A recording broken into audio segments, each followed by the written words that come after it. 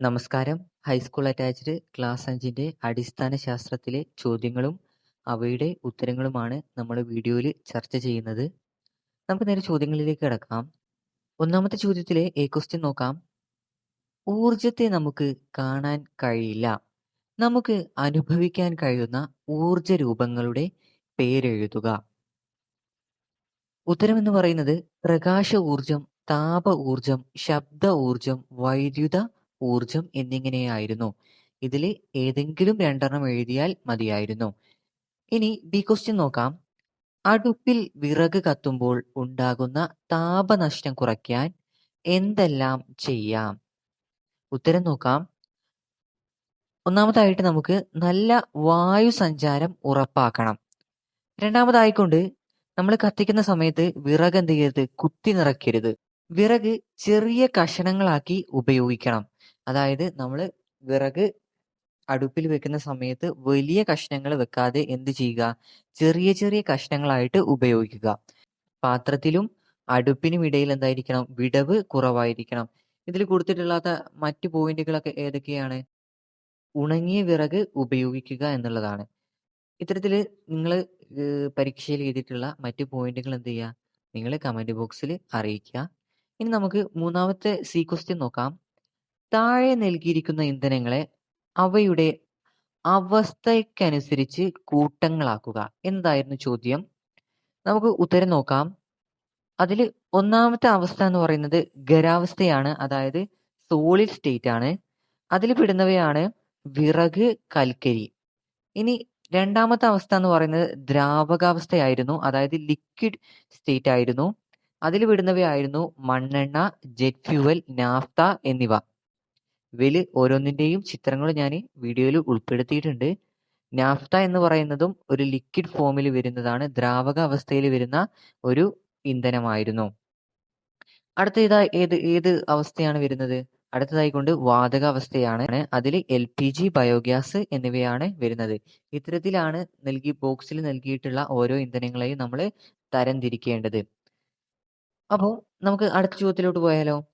ഇനി നമുക്ക് രണ്ടാമത്തെ ചോദ്യം നോക്കാം. അതിൽ ക്വസ്റ്റ്യൻ നോക്കാം. താഴെ തന്നിട്ടുള്ള പ്രസ്താവനകൾ വായിച്ച് ശരിയായവ എടുത്തെഴുതുക എന്നതായിരുന്നു. പ്രസ്താവന 1. സസ്യങ്ങൾ ശ്വസനത്തിനായി ഓക്സിജൻ ഉപയോഗിക്കുന്നില്ല. എന്നാൽ സസ്യങ്ങൾ ശ്വസനത്തിനായിട്ട് എന്ത് ചെയ്യുന്നുണ്ട്? ഓക്സിജൻ ഉപയോഗിക്കുന്നുണ്ട്. അതിനാൽ തന്നെ നമ്മുടെ പ്രസ്താവന 1 എന്താണ്? പ്രസ്താവന 1 തെറ്റാണ് എന്ന് നമുക്ക് പറയാൻ പറ്റും. അങ്ങനെയെങ്കിൽ പ്രസ്താവന 2 തന്നെയായിരിക്കും ശരി. നമുക്കൊന്ന് വായിച്ചു നോക്കാം. പ്രസ്താവന 2. ചെടികൾ പ്രകാശ സംശ്ലേഷണത്തിനായി കാർബൺ ഡയോക്സൈഡ് ഉപയോഗപ്പെടുത്തുന്നു. ഇതായിരുന്നു രണ്ടാമത്തെ പ്രസ്താവന എന്നത്. ഇത് ശരിയായിട്ടുള്ള ഒരു പ്രസ്താവനയാണ്. ശരിയായിട്ടുള്ള പ്രസ്താവനയാണ്. എന്ത് ചെയ്യുന്നുണ്ട്? ചെടികൾ പ്രകാശ സംശ്ലേഷണത്തിന്, അതായത് ഫോട്ടോസിന്തസിസിന് വേണ്ടി എന്ത് ചെയ്യുന്നുണ്ട്? കാർബൺ ഡയോക്സൈഡ് ഉപയോഗപ്പെടുത്തുന്നുണ്ട്. അപ്പോൾ ശരിയായിട്ടുള്ള പ്രസ്താവന 2 ആണ്. ഇനി നമുക്ക് അടുത്ത ചോദ്യം നോക്കാം. ബി ക്വസ്റ്റ്യൻ നോക്കാം. 2 കുട്ടികൾ നടത്തുന്ന സംഭാഷണമാണ്. കുട്ടി 1 പറയുന്നത്, മരത്തിൽ വളരുന്ന മൂടില്ലാ താളി ആ മരത്തിന് യാതൊരു ദോഷവും ചെയ്യുന്നില്ല എന്നാണ് കുട്ടി 1 പറയുന്നത്. ഇനി കുട്ടി 2 പറയുന്നത് നോക്കിക്കേ. മരത്തിൽ മരവാഴ ഉണ്ടായാൽ ആ മരം നശിച്ചു പോകുന്നില്ല. കുട്ടികൾ തമ്മിലുള്ള സംഭാഷണം ശ്രദ്ധിക്കൂ. ഏത് കുട്ടി പറയുന്നതാണ് ശരി? എന്തുകൊണ്ട്? അപ്പം കുട്ടി 1 പറയുന്നതാണോ ശരി, അല്ലെങ്കിൽ കുട്ടി 2 പറയുന്നതാണോ ശരി എന്നതാണ് ആദ്യം നമ്മൾ കണ്ടെത്തേണ്ടത്. അതിനായിക്കൊണ്ട് ഞാൻ 2 മൂടില്ലാ താളി എന്ന് പറയുന്ന ചെടിയുടെയും മരവാഴയുടെയും ചിത്രങ്ങൾ നൽകിയിട്ടുണ്ട്. അപ്പോൾ ഇതാണ് മൂടില്ലാ താളി എന്ന് പറയുന്നത്. ഇത്തരത്തില് നമ്മുടെ ചെടികളിലൊക്കെ ഇങ്ങനെ വള്ളി രൂപത്തിൽ ഉണ്ടാകുന്നതാണ് മൂടില്ലാ താളി എന്ന് പറയുന്നത്. ഇത്തരത്തിലാണ് ഒരു മരത്തിൽ ഉണ്ടായി കിടക്കുന്നതാണ് ഇത്. ഓക്കെ. ഇനി അടുത്തതായിക്കൊണ്ട് ഞാനിവിടെ മരവാഴയുടെ ചിത്രങ്ങളും കൊടുത്തിട്ടുണ്ട്. ഇതില് രണ്ടാമത്തെ കുട്ടി പറയുന്നതാണ് ശരിയായിട്ടുള്ള കാരണമെന്ന് പറയുന്നത്. മരവാഴ എന്ന് പറയുന്നത് എന്താണ്? ആതിഥേയ സസ്യത്തെ ഇരിപ്പിടമായി മാത്രമാണ് കാണുന്നത്. അതായത് ഇത്തരത്തില് മരവാഴ അത് ഉണ്ടാകുന്ന ആ ഒരു സസ്യത്തെ, ആ ഒരു മരത്തെ എന്താണ്, വെറും ഒരു ഇരിപ്പിടം, അതിന് വളരാനുള്ള ഒരു സ്ഥലം മാത്രമായാണ് കാണുന്നത്. അതായത് ഈ ഒരു മരവാഴയുടെ വേരുകൾ നിങ്ങൾ ശ്രദ്ധിച്ചു നോക്കിക്കേ. ഈ വേരുകൾ നിങ്ങൾ കാണുന്നില്ലേ? ഈ വേരുകൾ എന്ന് പറയുന്നത് എന്ത് ചെയ്യും? നോക്കിക്കേ. അവയുടെ കട്ടിയുള്ള വേരുകൾ എന്ത് ചെയ്യുന്നു? അന്തരീക്ഷത്തിൽ നിന്നും ഈർപ്പം വലിച്ചെടുത്തുകൊണ്ട് എന്ത് ചെയ്യുന്നു? ആഹാരം നിർമ്മിക്കുന്നു. ഇനി ആതിഥേയ സസ്യത്തിൽ നിന്നും ഇനി അടുത്ത നോക്കിക്കേ. അടുത്ത മൂടില്ലാ താളിയെ കുറിച്ചാണ് പറയുന്നത്. നോക്കിക്കോ. ആതിഥേയ സസ്യത്തിൽ നിന്നും പോഷക ഘടകങ്ങൾ മൂടില്ലാ താളി വലിച്ചെടുക്കുന്നത് കാരണം ആതിഥേയ സസ്യം ക്രമേണ നശിച്ചു പോകുന്നു. എന്ത് സംഭവിക്കുന്നു? മൂടില്ലാ താളി എന്ന് പറയുന്ന ഈ ഒരു ചെടി എന്ത് ചെയ്യുന്നു? വളരുന്ന ആ ഒരു ആതിഥേയ സസ്യത്തിൽ നിന്ന് എന്ത് ചെയ്യുന്നു? ആ മരത്തിന്റെ പോഷക ഘടകങ്ങൾ വലിച്ചെടുക്കുന്നതും അത് കാരണമായിക്കൊണ്ട് എന്ത് ചെയ്യുന്നു? ക്രമേണ അത് വളരുന്ന ആ ഒരു സസ്യം എന്ത് ചെയ്യുന്നു? ക്രമേണ നശിച്ചു പോകുകയും ചെയ്യുന്നു. അപ്പൊ ഇതില് രണ്ടാമത്തെ കുട്ടി പറയുന്നതാണ് ശരി. അതിനുള്ള കാരണവും ഇവിടെ കൊടുത്തിട്ടുണ്ട്. സി ക്വസ്റ്റ്യൻ: ഒരു ആഹാര ശൃംഖലയിലെ വിവിധ കണ്ണികൾ ചുവടെ നൽകിയിരിക്കുന്നു. അവയെ ശരിയായ രീതിയിൽ ക്രമീകരിച്ച് എഴുതുക എന്നതായിരുന്നു ചോദ്യം. കൊടുത്തിട്ടുള്ളത് കുറുക്കൻ, പുല്ല്, കോഴി, കഴുകൻ, പുഴു എന്നിങ്ങനെയാണ്. ഉത്തരം നോക്കിക്കേ. ഇതില് ആഹാര ശൃംഖലയില് ആദ്യത്തെ കണ്ണി ഏതായിരിക്കും? ആദ്യത്തേത് പുല്ലാണ് വരുന്നത്. രണ്ടാമതായിക്കൊണ്ട് പുഴു, മൂന്നാമതായിക്കൊണ്ട് കോഴി, നാലാമതായിക്കൊണ്ട് കുറുക്കൻ, പിന്നീടാണ് കഴുകൻ വരുന്നത്. അപ്പം ഇത്തരത്തിലാണ് ഈ ഒരു ആഹാര ശൃംഖല വരുന്നത്. ക്ലിയർ ആണല്ലോ? എങ്കിൽ നമുക്ക് അടുത്ത ചോദ്യത്തിലോട്ട് പോകാം. ചോദ്യം 3. താഴെ നൽകിയിട്ടുള്ള പ്രസ്താവനകൾ വായിക്കൂ. പ്രസ്താവന 1. ലയിച്ചു ചേരുന്ന വസ്തുവിനെ ലായകം എന്ന് പറയുന്നു. ഇത് ശരിയായ ഒരു പ്രസ്താവനയാണോ? ഇത് തെറ്റായ ഒരു പ്രസ്താവനയാണ്. ഇനി രണ്ടാമത്തെ പ്രസ്താവന നോക്കിക്കേ. ലീനം ലായകത്തിൽ ലയിച്ചുണ്ടാകുന്നതാണ് ലായനി. ഇത് ശരിയായിട്ടുള്ള പ്രസ്താവനയാണ്. എങ്കിൽ ഇതിൽ അനുയോജ്യമായിട്ടുള്ള ഓപ്ഷൻ എന്ന് പറയുന്നത് ഓപ്ഷൻ ബി ആയിട്ടുള്ള പ്രസ്താവന 2 മാത്രമാണ് ശരി എന്നുള്ളതാണ്. ഓക്കെ. ഇനി നമുക്ക് ബി ക്വസ്റ്റ്യൻ നോക്കാം. വസ്തുക്കളുടെ ലയന വേഗതയെ സ്വാധീനിക്കുന്ന ഘടകങ്ങൾ ഏതൊക്കെയാണ്? നോക്കാം. ഉത്തരം: ലയന വേഗതയെ സ്വാധീനിക്കുന്ന ഘടകങ്ങൾ എന്ന് പറയുന്നത് ഒന്നാമതായിട്ട് എന്ത് ചെയ്യുന്നു? നമ്മുടെ ലീനത്തിന്റെ തരികളുടെ വലിപ്പം എന്ത് ചെയ്യുക? കുറയ്ക്കുക. അതായത് പൊടിക്കുക. അത് പൊടിച്ചു ചേർക്കുക. മറ്റൊന്നാണ് ദ്രാവകം എന്ത് ചെയ്യുക? ഇളക്കുക. അതായത് ഇളക്കി ചേർക്കുക. മൂന്നാമതായിട്ട് അതിലെ താപനില വർദ്ധിപ്പിക്കുക. അതായത് ചൂടാക്കുക എന്നിങ്ങനെയായിരുന്നു. ഇനി സി ക്വസ്റ്റ്യൻ നോക്കാം. വെള്ളത്തിൽ പൊങ്ങിക്കിടക്കാനുള്ള വസ്തുക്കളുടെ കഴിവ് പ്രയോജനപ്പെടുത്തുന്ന സന്ദർഭങ്ങൾ എഴുതുക. ഉത്തരങ്ങൾ നോക്കാം. ഒന്നാമതായിട്ട് ഫ്ലോട്ടിംഗ് പ്ലാറ്റ്ഫോം അല്ലെങ്കിൽ ബ്രിഡ്ജ്. പിന്നീട് ലൈഫ് ജാക്കറ്റ് ഉപയോഗിച്ച് നീന്തൽ. മൂന്നാമതായിട്ട് ചങ്ങാടത്തിലുള്ള യാത്ര. പിന്നീട് തോണി യാത്ര. പിന്നീട് നദിയിലൂടെ തടി, ഈറ്റക്കെട്ട് എന്നിവ കൊണ്ടുപോകാനായിട്ട്. ഇനി നമുക്ക് അടുത്ത ചോദ്യം നോക്കാം. നാലാമത്തെ ചോദ്യം: താഴെ തന്നിട്ടുള്ളവയിൽ സൂക്ഷ്മജീവികൾ അല്ലാത്തത് ഏത് എന്നായിരുന്നു? ഒന്നാമത്തേത് കൊടുത്തിട്ടുള്ളത് വൈറസ്, രണ്ടാമത്തേത് ഈച്ച, മൂന്നാമത്തേത് ഫംഗസ്, നാലാമത്തേത് ബാക്ടീരിയ എന്നിങ്ങനെയായിരുന്നു കൊടുത്തിട്ടുള്ളത്. ഇതിന്റെ ഉത്തരം എന്ന് പറയുന്നത് ഈച്ചയാണ്. അതായത് ബാക്കി ഈച്ച ഒരു സൂക്ഷ്മജീവിയല്ല, ഒരു പ്രാണിയാണ്. മറ്റ് നമുക്ക് തന്നവയൊക്കെ എന്താണ്? സൂക്ഷ്മജീവികളായിരുന്നു. ഇനി ബി ക്വസ്റ്റ്യൻ നോക്കാം. രോഗകാരികളായ സൂക്ഷ്മജീവികളെ ശരീരത്തിലേക്ക് എത്തിക്കുന്ന ജീവികളാണ് രോഗാണുവാഹകർ. 2 രോഗാണുവാഹകരുടെ പേരെഴുതുക. ഏതൊക്കെയാണ്? എലി, ഈച്ച, കൊതുക്, വവ്വാൽ, എലിച്ചെള്ള്. ഇതിൽ ഏതെങ്കിലും 2 ഉത്തരം എഴുതിയാൽ മതിയായിരുന്നു. ഇനി മൂന്നാമത്തെ ക്വസ്റ്റ്യൻ, സി ക്വസ്റ്റ്യൻ നോക്കാം. കൊതുക് പെരുകുന്ന സാഹചര്യങ്ങൾ ഏതെല്ലാം? അതായത് ഉപയോഗിച്ച പ്ലാസ്റ്റിക് കവറുകളിലും ചിരട്ടകളിലും ടയറുകളിലും മറ്റും കെട്ടിക്കിടക്കുന്ന ജലത്തിലൂടെയാണ് എന്ത് ചെയ്യുന്നത്? കൊതുക് പെരുകുന്നത്. ഓക്കെ. ഇനി നമുക്ക് അടുത്ത ചോദ്യത്തിലേക്ക് കടക്കാം. അഞ്ചാമത്തെ ചോദ്യത്തിൽ എ ക്വസ്റ്റ്യനും ബി ക്വസ്റ്റ്യനും ഉണ്ടായിരുന്നു. ഇവയിൽ ഏതെങ്കിലും ഒന്നിന് ഉത്തരം എഴുതിയാൽ മതിയായിരുന്നു. നമുക്ക് എ ക്വസ്റ്റ്യൻ നോക്കാം. വൈദ്യുത വാഹനങ്ങൾ ഉപയോഗിക്കുന്നത് കൊണ്ടുള്ള മേന്മകൾ എന്തെല്ലാം? അപ്പോൾ ഒന്നാമതായിട്ട് പറയാവുന്നതാണ് ചെലവ് കുറവ്. രണ്ടാമതായിട്ട് മലിനീകരണം കുറവ്. മൂന്നാമതായിട്ട് പരിപാലന ചെലവ് കുറവ്. മറ്റൊന്നാണ് ശബ്ദം കുറവ്. ഇത്തരത്തിലുള്ള ഏതെങ്കിലും 2 പോയിന്റ് എഴുതിയാൽ മതിയായിരുന്നു. മറ്റ് ബി ക്വസ്റ്റ്യൻ നോക്കാം. നൽകിയിരിക്കുന്ന പ്രസ്താവനയും കാരണവും വായിക്കൂ. പ്രസ്താവന 1. സൂര്യപ്രകാശം, കാറ്റ്, തിരമാല തുടങ്ങിയ ഊർജ സ്രോതസ്സുകൾ വായു മലിനീകരണം ഉണ്ടാക്കുന്നില്ല. നൽകിയിരിക്കുന്ന പ്രസ്താവന ശരിയാണ്. ഇനി നമുക്കതിന് കാരണം നോക്കാം. ഇവ പുതുക്കാൻ കഴിയുന്ന ഊർജ സ്രോതസ്സുകൾ അല്ല. പുതുക്കാൻ കഴിയുന്ന ഊർജ സ്രോതസ്സുകൾ അല്ല എന്നാണ് പറയുന്നത്. അതായത് പുതുക്കാൻ കഴിയുന്ന ഊർജ സ്രോതസ്സുകൾ അല്ലെങ്കിൽ പുനരുൽപാദിപ്പിക്കാവുന്ന ഊർജ സ്രോതസ്സുകൾ എന്ന് പറയുന്നത് എന്താണ്? അതായത് നമുക്ക് പ്രകൃതിദത്തമായി വീണ്ടും ഉണ്ടാക്കിയെടുക്കാൻ കഴിയുന്ന എന്നാൽ തീർന്നു പോകാത്ത സ്രോതസ്സുകളെയാണ് നമ്മൾ എന്തെന്ന് പറയുന്നത്? അതായത് പുതുക്കാവുന്ന ഊർജ സ്രോതസ്സുകൾ അല്ലെങ്കിൽ പുനരുൽപാദിപ്പിക്കാവുന്ന ഊർജ സ്രോതസ്സുകൾ എന്ന് പറയുന്നത്. ഇതിൽ നിന്ന് സൂര്യപ്രകാശം, കാറ്റ്, തിരമാല ഇവയൊക്കെ എന്താണ്? പ്രകൃതിദത്തമായി ഉണ്ടാകുന്നതും എന്നാൽ തീർന്നു പോകാത്തതുമായ ഊർജ സ്രോതസ്സുകളാണ് ഈ സൂര്യപ്രകാശം, കാറ്റ്, തിരമാല എന്നിവയൊക്കെയാണ്. എന്നാൽ ഇതിൽ കൊടുത്തത് എന്താണ്? ഇവ പുതുക്കാൻ കഴിയുന്ന ഊർജ സ്രോതസ്സുകളല്ല എന്നാണ് പറയുന്നത്. അപ്പൊ ഇതെന്താണ്? ഇത് പറഞ്ഞ കാരണം തെറ്റാണ്. അപ്പം ഇതിന് അനുയോജ്യമായിട്ടുള്ള ഓപ്ഷൻ എന്ന് പറയുന്നത് ഏതാണ്? അതായത് പ്രസ്താവന ശരിയാണ്, കാരണം തെറ്റാണ് എന്നതാണ്. അപ്പം ഒന്നാമത്തെ ഓപ്ഷൻ തന്നെയായിരുന്നു ശരിയായത്. ഇനി നമുക്ക് സി ക്വസ്റ്റ്യൻ നോക്കാം. ബയോഗ്യാസ് പ്ലാന്റ് കൊണ്ടുള്ള ഗുണങ്ങൾ എന്തെല്ലാമാണ്? നമുക്ക് ഓരോന്ന് നോക്കാം. ഒന്നാമതായിട്ട് മാലിന്യ നിർമ്മാർജ്ജനം. അതായത് നമ്മുടെ വീട്ടിൽ വരുന്ന മാലിന്യങ്ങളൊക്കെ എന്ത് ചെയ്യാം? നമുക്ക് ഭക്ഷണാവശിഷ്ടങ്ങളൊക്കെ നമുക്ക് എന്ത് ചെയ്യാം? നിർമ്മാർജ്ജനം ചെയ്യാനായിട്ട് സാധിക്കുന്നു.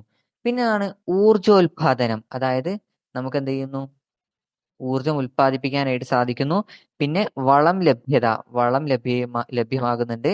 പിന്നെ നമുക്ക് എന്ത് ചെയ്യാം? മലിനീകരണം കുറയ്ക്കാം. ഇവയൊക്കെ ആയിരുന്നു ഇതിൽ വരുന്ന ഉത്തരങ്ങൾ. ഇനി നമുക്ക് 5 ബി പാർട്ട് നോക്കാം. അതിലെ ക്വസ്റ്റ്യൻ എന്ന് പറയുന്നത് പക്ഷി നിരീക്ഷണവുമായി ബന്ധപ്പെട്ട് വിട്ടുപോയ കാര്യങ്ങൾ എഴുതുക എന്നതായിരുന്നു. രണ്ട് ഇത് കൊടുത്തിട്ടുണ്ട്. ഒന്നാമതായിട്ട് കാലുകളുടെ പ്രത്യേകതയും കൊക്കിന്റെ പ്രത്യേകതയും. മറ്റ് നിരീക്ഷിക്കാവുന്ന പക്ഷി നിരീക്ഷണവുമായി ബന്ധപ്പെട്ട കാര്യങ്ങൾ എന്തൊക്കെയാണ്? ഒന്നാമതായിട്ട് നമ്മൾ എന്ത് ചെയ്യണം? പക്ഷിയുടെ ആഹാരം, പക്ഷിയുടെ നിറം, വലുപ്പം, തൂവൽ, കൂടാതെ മറ്റു പോയിന്റുകൾ ഉണ്ടാവും. ഇത്തരത്തിൽ ഏതെങ്കിലും ഒരു 2 പോയിന്റ് എഴുതിയാൽ മതിയായിരുന്നു. ഇനി നമുക്ക് ബി ക്വസ്റ്റ്യൻ നോക്കാം. ജീവികളെ കുറിച്ചുള്ള പ്രസ്താവനകളിൽ ശരിയായവ ഏതെല്ലാം? ഒന്നാമത് കൊടുത്തിട്ടുള്ളത് രൂപാന്തരണം പ്രാണികളുടെ ജീവിതക്രമത്തിൽ മാത്രം കാണപ്പെടുന്നതാണ്. അത് തെറ്റായ പ്രസ്താവനയാണ്. രണ്ടാമത്തെ നോക്കാം. മനുഷ്യൻ സസ്തനി വിഭാഗത്തിൽപ്പെട്ട ജീവിയാണ്. എന്താണ് സസ്തനി വിഭാഗം എന്ന് പറയുന്നത്? അതായത് കുഞ്ഞുങ്ങളെ പ്രസവിക്കുകയും മുലയൂട്ടുകയും ചെയ്യുന്ന ജീവികളെയാണ് സസ്തനികൾ അല്ലെങ്കിൽ മാമൽസ് എന്ന് വിളിക്കുന്നത്. ഈ വിഭാഗത്തിലാണ് മനുഷ്യർ ഉൾപ്പെടുന്നത്. അതുകൊണ്ട് തന്നെ ഇത് ശരിയായിട്ടുള്ള ഒരു പ്രസ്താവനയാണ്. ഇനി മൂന്നാമത്തെ പ്രസ്താവന, സമൂഹമായി ജീവിക്കുന്ന ഒരു ജീവിയാണ് ഉറുമ്പ്. ഉറുമ്പ്, തേനീച്ചകള് തുടങ്ങിയവ എന്താണ്? കൃത്യമായ ഒരു സാമൂഹിക ഘടന പാലിച്ച് ജീവിക്കുന്നവയാണ്.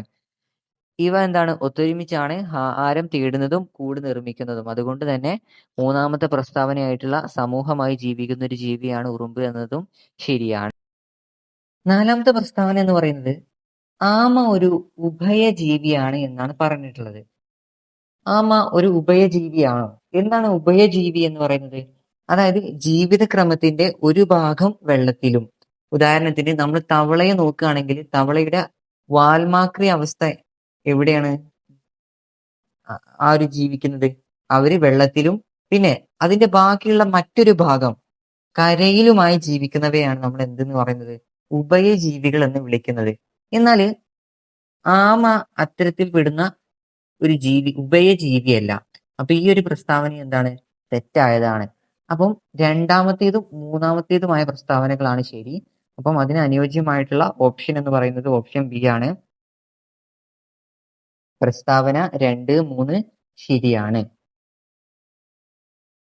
സി ക്വസ്റ്റ്യൻ, താഴെ കൊടുത്തിരിക്കുന്ന ജീവികളെ ശരിയായ രീതിയിൽ പട്ടികപ്പെടുത്തുക എന്നായിരുന്നു കൊടുത്തിട്ടുണ്ടായിരുന്നത്. അപ്പൊ ഇതിന്റെ ഉത്തരം ഞാൻ ഇവിടെ കൊടുക്കുന്നുണ്ട്. എ കോളത്തിൽ എ എന്ന ഭാഗത്ത് വരുന്നത് മുട്ടയിടുന്നവ, ബിയിൽ വരുന്നത് മരംകൊത്തി, ഇനി അതിൽ തന്നെ ഡിയിൽ വരുന്നത് പ്രാവ്, ഇനി പ്രസവിക്കുന്നവയില് പൂച്ച, ഡോൾഫിൻ, പശു എന്നിവയുമാണ് വരുന്നത്. ഇനി നമുക്ക് അടുത്ത ചോദ്യം നോക്കാം. ആറാമത്തെ പ്രവർത്തനത്തിലും 2 ചോദ്യങ്ങൾ ഉണ്ടായിരുന്നു, എ പാർട്ടും ബി പാർട്ടും. അതിൽ ഏതെങ്കിലും ഒന്നിന് ഉത്തരം എഴുതിയാൽ മതിയായിരുന്നു. നമുക്ക് എ പാർട്ട് നോക്കാം. താഴെ നൽകിയിരിക്കുന്ന പ്രസ്താവനയും കാരണവും വായിക്കുക. ശരിയായവ തിരഞ്ഞെടുത്ത് എഴുതുക. പ്രസ്താവന: തലയുടെ മുൻവശത്ത് കണ്ണുള്ള ജീവികൾക്ക് വസ്തുവിന്റെ അകലവും സ്ഥാനവും കൃത്യമായി തിരിച്ചറിയാൻ കഴിയുന്നു. കാരണം അവർക്ക് 2 വശങ്ങളിലുമുള്ള കാഴ്ച സാധ്യമാകുന്നു. നമുക്ക് ഉത്തരം നോക്കാം. ഉത്തരം എന്നത് പ്രസ്താവന ശരിയാണ്, പക്ഷേ കാരണം എന്തായിരുന്നു? തെറ്റായിരുന്നു. അപ്പൊ ഇതിൽ നൽകിയിട്ടുള്ള പ്രസ്താവന ശരിയാണ്, എന്നാൽ കാരണം തെറ്റാണ്. ഇനി നമുക്ക് ബി ക്വസ്റ്റ്യൻ നോക്കാം. കാഴ്ചക്ക് വെല്ലുവിളിയുള്ളവർക്ക് ഉപയോഗിക്കാവുന്ന ഏതെങ്കിലും 2 ഉപകരണങ്ങളുടെ പേരെഴുതുക. ഒന്നാമത്തേത് വൈറ്റ് കെയിൻ ആണ്, രണ്ടാമത്തേത് ബ്രെയിലി ലിപി, മൂന്നാമത്തേത് ടാക്ടൈൽ വാച്ച്, നാലാമതായിക്കൊണ്ട് എംബോസ്ഡ് മാപ്പ് എന്നിവയാണ് കാഴ്ചക്ക് വെല്ലുവിളിയുള്ളവർക്ക് ഉപയോഗിക്കാവുന്ന ഉപകരണങ്ങൾ എന്ന് പറയുന്നത്. അതിലുള്ള സി ക്വസ്റ്റ്യൻ നോക്കാം. കണ്ണിന്റെ ആരോഗ്യത്തിനായി നാം പാലിക്കേണ്ട ആരോഗ്യശീലങ്ങൾ എന്ന സെമിനാറിൽ അവതരിപ്പിക്കാനായി 4 ആരോഗ്യശീലങ്ങൾ നിർദ്ദേശിക്കുക. ഒന്നാമതായിക്കൊണ്ട് ഇലക്കറികളും പച്ചക്കറികളും അടങ്ങിയ ആഹാരം കഴിക്കുക, മങ്ങിയ വെളിച്ചത്തിൽ TV കാണാതിരിക്കുക, ആവശ്യത്തിന് വെളിച്ചമുള്ള സ്ഥലത്തിരുന്ന് വായിക്കുക, കണ്ണുകൾ തിരുമാതിരിക്കുക. അതിൽ നമുക്ക് പറയാൻ പറ്റുന്ന മറ്റൊന്നാണ് എന്ത് ചെയ്യുക, തുടർച്ചയായിക്കൊണ്ട് മൊബൈലിലോ അല്ലെങ്കിൽ TV-യിലോ എന്ത് ചെയ്യുക, നോക്കാതിരിക്കുക. എന്ത് ചെയ്യുക, കാണുന്നതിനിടയിൽ നമ്മൾ എന്ത് ചെയ്യുക, കുറച്ച് ഇടവേളകൾ ഉപയോഗിക്കുക. കൂടാതെ എന്ത് ചെയ്യുക, അമിതമായി ഇത്തരത്തിലുള്ള ഉപകരണങ്ങൾ ഉപയോഗിക്കാതിരിക്കുക. ഇനി നമുക്ക് അവസാന ചോദ്യത്തിലേക്ക് കടക്കാം. 6 ബി ക്വസ്റ്റ്യൻ നോക്കാം. താഴെ പറയുന്ന ജീവികളുടെ അവയവവും പ്രത്യേക കഴിവുമടങ്ങിയ പട്ടികയാണ് നൽകിയിരിക്കുന്നത്. പട്ടിക പൂർത്തിയാക്കുക. ആദ്യത്തെ ജീവി കൊടുത്തിട്ടുള്ളത് മുതലയാണ്. മുതലയുടെ അവയവം ത്വക്ക്. മുതലയുടെ ത്വക്കിനുള്ള കഴിവ് എന്ന് പറയുന്നത്, അതായത് ജലത്തിലുള്ള ചലനങ്ങൾ തിരിച്ചറിയാനുള്ള കഴിവ്, അതായത് സ്പർശന ശേഷി അല്ലെങ്കിൽ സ്പർശനമാണ്. രണ്ടാമതായിട്ട് കൊടുത്തിട്ടുണ്ടായിരുന്നത് നായയാണ്. പ്രത്യേക കഴിവ് കേൾവിയാണ്. അതീത അവയവമാണ് ചെവിയായിരുന്നു. ഇനി മൂന്നാമതായിക്കൊണ്ട് കരടി മൂക്ക്. കരടിയുടെ മൂക്ക് എങ്ങനെയാണ് അതിനെ സഹായിക്കുന്നത്? അതിശക്തമായ ഘ്രാണശേഷിയാണ്, അതായത് മണം പിടിക്കാനുള്ള കഴിവാണ് കരടിയുടെ മൂക്കിനുള്ളത്. ഇനി പരുന്താണ്. പരുന്തിന്റെ ദൂരക്കാഴ്ചക്ക് സഹായിക്കുന്ന അവയവം എന്ന് പറയുന്നത് ഏതാണ്? കണ്ണാണ്. ഇനി ബി ക്വസ്റ്റ്യൻ നോക്കാം. കടുവ, സിംഹം തുടങ്ങിയ ജീവികൾക്ക് തലയുടെ മുൻവശത്താണ് കണ്ണുകൾ കാണപ്പെടുന്നത്. ഇത് ഏത് രീതിയിലാണ് അവയ്ക്ക് സഹായകരമാവുന്നത്? ഉത്തരം നോക്കാം. വസ്തുവിന്റെ സ്ഥാനവും അകലവും കൃത്യമായി തിരിച്ചറിയാൻ കഴിയുന്നു. ഇതെന്ത് ചെയ്യുന്നു? ഇവരെ ഇര പിടിക്കാനായിട്ട് സഹായിക്കുന്നു. മൂന്നാമത്തെ സി ക്വസ്റ്റ്യൻ നോക്കാം. താഴെ പറയുന്നവയിൽ കണ്ണിനെ ബാധിക്കാത്ത രോഗമേത്? ഉത്തരം എന്ന് പറയുന്നത് എക്സിമയാണ്. എക്സിമ എന്ന് പറയുന്നത് ഒരു ചർമ്മ രോഗമാണ്, കണ്ണുകളെ ബാധിക്കുന്ന രോഗമല്ല. ഇത്രയുമായിരുന്നു നമ്മുടെ ചോദ്യങ്ങൾ എന്ന് പറയുന്നത്. ഇനി വീഡിയോയുടെ തുടർഭാഗത്ത് ഞാൻ ഇംഗ്ലീഷിന്റെ പേപ്പറും കൂടെ കൊടുത്തിട്ടുണ്ട്. ഉത്തരങ്ങൾ വീണ്ടും നമ്മൾ വീഡിയോയിൽ ഡിസ്കസ് ചെയ്യുന്നില്ല, കാരണം ഇപ്പോൾ തന്നെ ഏകദേശം നല്ല ലെങ്ത് ആയിട്ടുണ്ട് വീഡിയോ. അപ്പോൾ ഇതിൽ 1 മാർക്കിന്റെ ഉത്തരങ്ങൾ നിങ്ങൾക്ക് എന്ത് ചെയ്യാം, മലയാളത്തിൽ തന്നെ കണ്ട് മനസ്സിലാക്കാവുന്നതാണ്. ബാക്കിയുള്ളത് നിങ്ങൾ എന്ത് ചെയ്യുക, പാഠഭാഗം വായിച്ച് മനസ്സിലാക്കിയിട്ട് കൃത്യമായിട്ട് ഇതിൽ വന്ന ചോദ്യങ്ങൾ നിങ്ങൾ അവയുടെ ഉത്തരങ്ങൾ കൃത്യമായിട്ട് പഠിക്കുക. നിങ്ങൾക്ക് എന്ത് ചെയ്യും, ഇനി നടക്കുന്ന UP പരീക്ഷയിൽ ഈ ഒരു മാതൃകയിലാകാം പരീക്ഷ നടക്കുന്നുണ്ടാവുക. ഇതിൽ നിന്ന് ചില ചോദ്യങ്ങൾ നമുക്കതിൽ പ്രതീക്ഷിക്കാവുന്നതാണ്. അതുകൊണ്ട് തന്നെ എന്ത് ചെയ്യുക, കൃത്യമായിട്ട് ഇതിൽ കൊടുത്ത ചോദ്യങ്ങളും അവയുടെ ഉത്തരങ്ങളും കൃത്യമായി പഠിച്ചുകൊണ്ട് മാത്രം പരീക്ഷയ്ക്ക് പോവുക. നല്ല വിജയം ആശംസിക്കുന്നു. നന്ദി.